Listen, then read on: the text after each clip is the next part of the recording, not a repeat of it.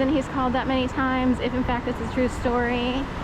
And also, if you comment too much, you could be targeted too on a story like that. Anyway, we wanted to get into it. St. Petersburg, a guy who called 16,000 times with quote-unquote fake calls. I'm wondering how fake they were, or if the police needed to keep agitating him so that he finally, you know, blew his lid, if you will. And I'm wondering if he exaggerated, or I'm wondering if someone actually did have an AR on the street, automatic rifle, and then disappeared before police got there. I don't know if that was the straw that broke the camel's back after 16,000 calls. They needed the number 16. Also, this happened on 11th Street. So 11 is part of someone's show, trust me. 9/11, and he lived on 11th Street. Come on, people. I would like a lawyer to represent this person who kept calling. And I would like St. Petersburg to write a check for upwards of $6 million or $16 million. Because half your police force wouldn't have a job if people didn't call in. I want to know how bullied people feel, how scared they feel to even call police at all. Like, what if they think it's a fake call? How many people are willing to go against someone and say it's a fake call?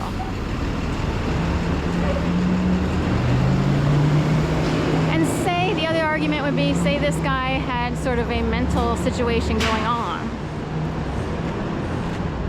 There are other avenues. There are things police are supposed to assist that guy and say, well, you know, instead of maybe calling 911, can you know, use this form, you know, and just, it's a way to at least express or have a voice. And sometimes it helps just to be able to get it out, your frustration, on paper, and have it sent somewhere. And you could have a little hired new department, a task force that reads anonymous tips. Is that good enough for ya? Police? So anyway, I see that as the most disgusting thing on news right now. It's considered a small local story, you know, probably didn't get that much play in general, nationwide or anything. But we have a big gigantic mugshot of some guy who is probably sick and tired of the stupidity of everyone involved.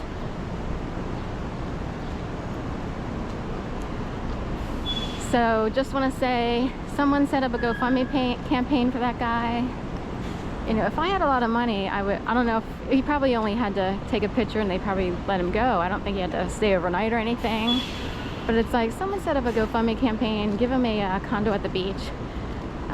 Anything, please. Because I already know that there's something else going on. And he's sick of it. And who isn't? You know what I mean? Tea around town, over here at catering.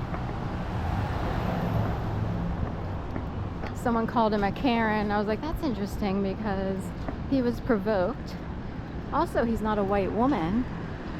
And he doesn't seem the type that would feel entitled, like self-entitlement people.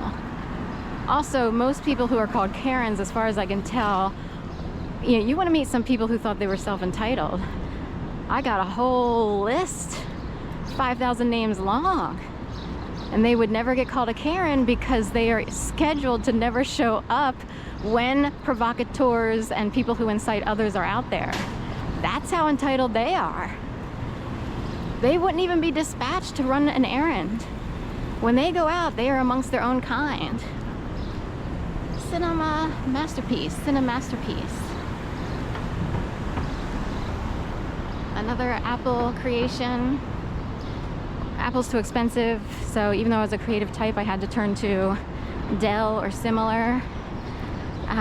You know, I was sad about it at first, but then I realized how controlled people were by Apple. And they're all the same, so, and they're overly privileged. That's a cost we didn't need to have. Oops, we gotta open here. Hi, sweet bird. So sorry for my little tirade this morning about this case. I am hoping someone sets up a GoFundMe page for that man who called 16,000 times and my call. And I deserve money myself, but I'm just saying, I know there's all kinds of avenues to sort of like, be able to express your frustrations without contacting 911, but I want that guy to, the goal could initially be 16,000 for the 16,000 calls, $1 per call. And I would like the state of Florida to go beyond that goal. I call for that guy to have enough money to, if he wishes, move away from his neighborhood and to be able to live in a quieter neighborhood where he feels comfortable. I want a GoFundMe page set up for that guy. That's how serious I am about this. This is how angry I am about this kind of story actually appearing. We have 100 commenters on that story saying, oh, 15,000 was okay, but 16,000 wasn't. What kind of BS is that, ladies and gentlemen? The show must go on. Show's over. That's all, folks. I am so not kidding. That is used to scare anyone who's afraid to report being raped to death by society. Potentially stalking, orchestrated harassment, and the police itself.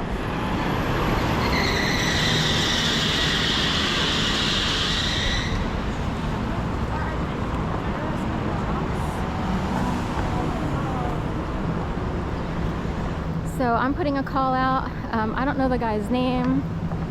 I have had a million GoFundMe campaigns up for my own expenses. I would set it up myself. I have no idea who he is. I have no idea how to get the info to him. Should people do it? Also, I don't have a very good reach. So I'm targeted myself and people don't respond to me. I'm blocked from a lot of things. So anyway, I would like a goal set for that guy, and I would like him to receive at least $1 million, get the H. It takes a lot of money to survive these days. And I want him out of that community if he wishes. I know he's probably attached to his home. Privacy, maybe privacy fencing or walls around his whole house. Soundproof, like some sort of surround sound so he can create his own atmosphere, anything. Instead, he's humiliated and mocked by people who are so dumb it's ridiculous, and they get to make 6 figures on TV, some of these people. Oh, let's have a little joke at the expense of some guy who desperately called police because you're supposed to call when there's a wreck outside.